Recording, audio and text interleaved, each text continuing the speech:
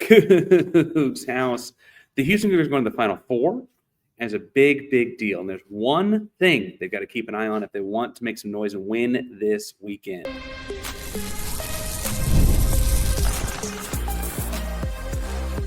You are Locked On Cougs, your daily podcast on the Houston Cougars, part of the Locked On Podcast Network, your team every day. Welcome to Locked On Cougs, daily podcast all about your Houston Cougars. I'm your host, Houston-born teacher and coach Parker Ainsworth. And thank you for making us your first listen of the day most days. Today's a little bit weird from technical difficulties last night, but I want to get you a little bit about Houston and Duke because there's just so much to cover and so little time for Houston and Duke play in the Final Four on Saturday night. Today's show is brought to you by FanDuel, America's #1 sportsbook. We'll have more on that later. I also think we're going to talk some about this potential recruiting stuff happening while Houston's still playing later. But first and foremost, Houston, Duke, headliners, blue blood, up and coming. I mean, the last decade plus growth to Houston Cougar basketball against the long-standing 50-year window, whatever it is for Duke.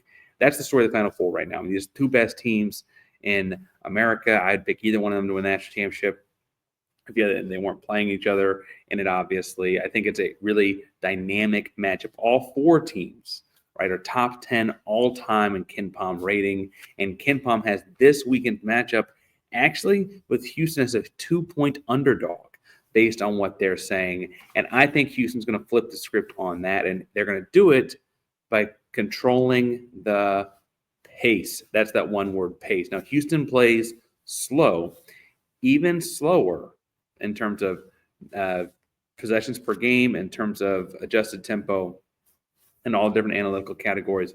Houston is even slower than Duke wants to force people to play with their dynamic defense, right? Houston wants to, on offense, slow the game down, make it a low possession thing, and then be as hyper efficient as they are offensively, right? Houston aims to play less than 62 possessions per game. Even at Duke's slowest, they're playing over 66 possessions per game, right? Houston wants to make this thing about less and less and less. Less is more in a lot of ways this weekend for Houston. Both these teams, top 10 in three-point field goal percentage. Yeah, I anticipate seeing a lot of good shot making in this one. For Houston, they make up a little bit less of their total offensive output on the year. Houston, about 35% of their points come from the three-point line, about 45% of Duke's do. So I think you'll probably see Houston focus more on covering that from Duke than you might see Duke focus on that with Houston. Oddly, outside of that discrepancy, that they both score about the same amount from behind the arc from the two-point range and free throws in terms of volume. Houston just plays so many less possessions. Obviously, that three-point number comes down some. The other thing both these teams do is they take care of the ball. Neither team is flipping with the ball. In their losses, they have turnover problems. Neither team has that many losses. They don't have that many turnover problems, right? That's part of it. But I think the reason, because they're so good across the board, I think the reason this comes down to pace is because pace indicates dictation. It indicates who's having their impact, who's having their game plan executed, as opposed to having to adjust to the others more often. Both teams are going to have to adjust.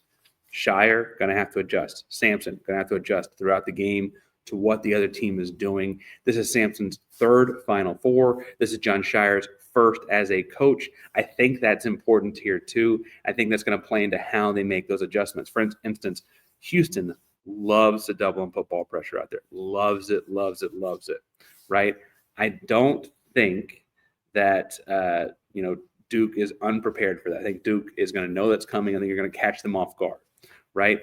But if they have a plan to counteract the doubles, 45 cuts, this guy, that guy, whatever, then Houston, at some point, media timeout, whatever, will adjust.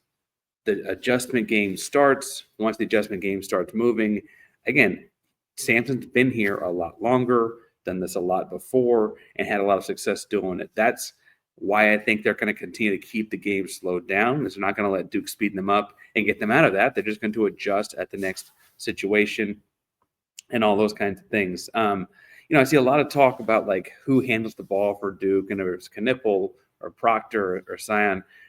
Houston played Sion James 9 times while he was at Tulane.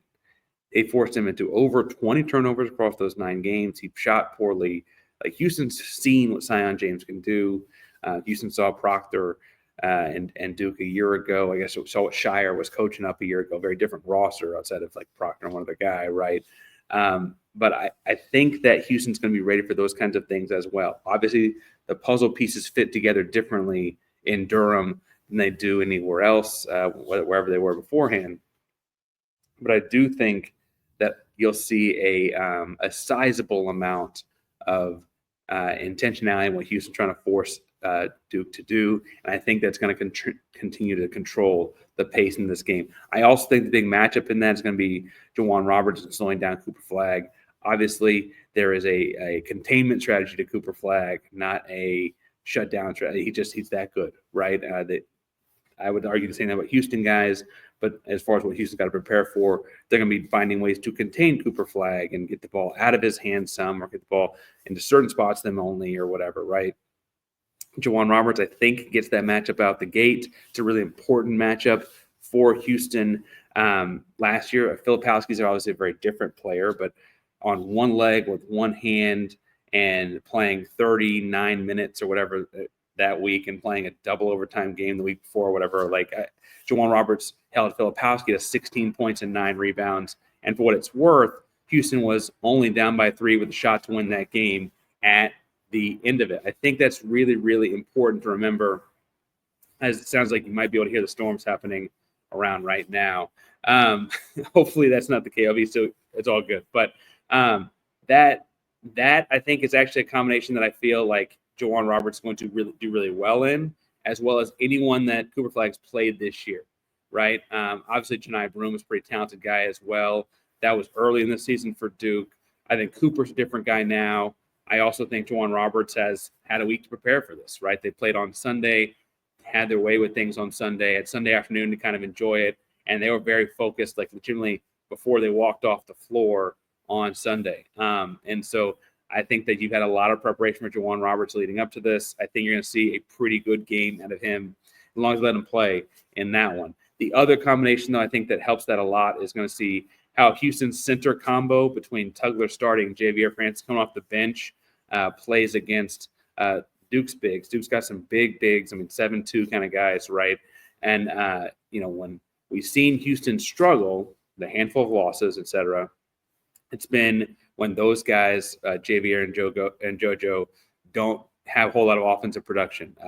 Those two had just 14 points, 4 points, 7 points, and 12 points combined against the 4 losses that Houston had. So if those two guys can combine for over 15 points, I feel like that's a really good sign for how things are going offensively for Houston. Again, I don't know if it's going to come from like 10 from JoJo and 5 from Ja'Vier or vice versa. They've had all kinds of combinations between the two guys that, they add up to about 40 minutes between them. But I think that's going to be it's going to be interesting to see how Houston uses those guys in the attack. I imagine they're floating opposite the ball in the 1-4 pick and roll situation, kind of putting Cooper in bad spots, try and make him play defense, wear him out a little bit, maybe get him a foul or two here or there. I really like the 1-4 pick and roll set they ran out of the second half against Purdue. A lot of 1-4 pick and roll, and they had some movement on the backside with the 5 to kind of open up both posts. And they came out the gate attacking with both guys. So I'm going to pay attention to how that's going as well. Now, I've got more Duke preview stuff coming, a couple things coming Friday, something for you Saturday. We're going to be at the game. Got tickets to the game, more on that later on Saturday. So excited to get to go to the Final Four on Saturday. But I'll talk about that later. There was a story that came out on Wednesday about the Houston Cougars and interest in a potential addition. And I want to talk about that in a second. But before we get too far, today's show is brought to you by 5 Hour Energy. Daylight savings time can sneak up on you. Those late night Coogs games can sneak up on you. It can all add up, and you might just need some more energy when you're staying up late watching the NCAA tournament, squeezing in around golf, or just trying to keep your keep up with your busy day. 5 Hour Energy has the quick and refreshing pick-me-up for whenever you need it. Extra daylight means extra fun. It just does. And if you need to get out there and have some extra fun, that tropical burst is a great way. It's a pocket size kind of deal to help get you through all the things that you're doing. Head to 5energy.com, discover over 15 different flavors to choose from, including watermelon, blue raspberry, peach mango. Even build your own 12 or 24 pack and have it delivered right to your door. If you need one right now, head over to 5Energy, grab your shot at your local grocery or convenience store because they are everywhere. Stock up today and stay energized. Parker Ainsworth, Locked on Coogs here. And one of the stories with the Houston Cougars on Wednesday was about Houston already having interest in some transfer portal guys. Two notable recruits, we'll say, were linked to Houston on Wednesday. One was Jacari White. Jacari has spent his last 3 years at North Dakota State University. He was at the junior college, I believe, before that. He's a big guard, 6'3", $175. Can't find his wingspan, but definitely looks positive. Hands are down past his shorts. Originally from Orlando, he had a top 5 put out in his his recruiting graphic deal on Wednesday. He had Virginia Tech, Texas, Ole Miss, West Virginia, and Houston. Now, I will say that I guess Ole Miss might be the geographic closest to Orlando, but I don't know that off the top of my head. I think it'd be closer than West Virginia. The guy can score. Jacari White can score, and I think that's interesting when looking at is he a Coug? He shoots over 40% from 3 points from 3-point land on his career. Shot 39.8% last year on over 7 attempts per game. Shot looks awkward, but it goes in. He gets it off in all kinds of different ways, all kinds of different pressures and coverages.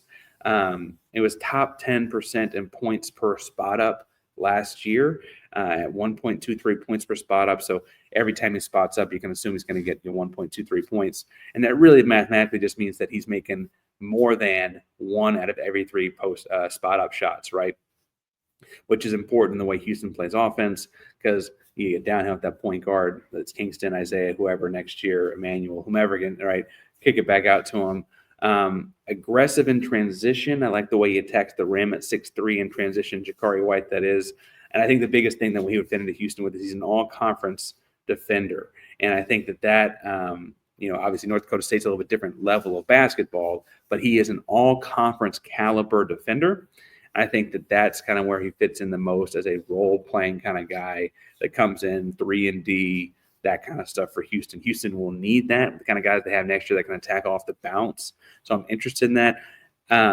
I will point out he's got other visits scheduled, and Houston's got a big weekend ahead of them. I don't know how much communication there is if he's keeping Houston in the top 5 as he's moving along because he understands that because of his top 5, the other 4 are not playing anymore, obviously, right? So there may be some of that. But that's kind of where I'm at on him. For what it's worth, the other kid I was thinking of was, a West Virginia decommit after their whole coaching change, Kelvin Odih. He's got Houston as one of his favorites as far as like different recruit ranking sheets will put out. But he has other visits scheduled and has not communicated with Houston about coming to visit Houston. Again, does not mean Houston's not interested. Does not mean the kid can't play. He's a high-end 4-star. I think that he'd be a really great addition to the 2025 class for Houston. They had space for him. I think that the deal to me is these guys haven't scheduled visits because Houston's like, hey, we can't spend time on visits. We got to go win some games right now, right? And so I think that's kind of just where the split of focus has been. I don't think that them not having visits, neither White nor Odih having visits, is indicative of Houston or not being interested in anything like that. But I also feel like, they both come in and be kind of helpful guys that might not be the same kind of an impact as a Sinak or a Harwell or a Kingston or whatever, right? So talk more about them as those things get more serious. I imagine they do over the course of the month of April, with the transfer portal and with the NBA draft stuff coming up. It'll be interesting to see how Houston handles those. I imagine, for instance, you have several guys at Houston, whether or not they're leaving, that go try out the NBA draft combine because Sampson thinks that's so valuable. And like those guys can go get a lot of good feedback on their games. So we're going to talk more about those things when they happen. But the biggest thing right now is Houston getting ready for Duke. Thank you for tuning in for a short episode today. We got more coming out. Again, a couple things Friday, things Saturday morning, lots of things scheduled. Technical difficulties throw us off on Wednesday night for Thursday morning, but I'm happy to get to talk to you guys today. Locked on Coogs, the primary Locked On Podcast Network. That means your team every day, even on a short day like today. Go Coogs.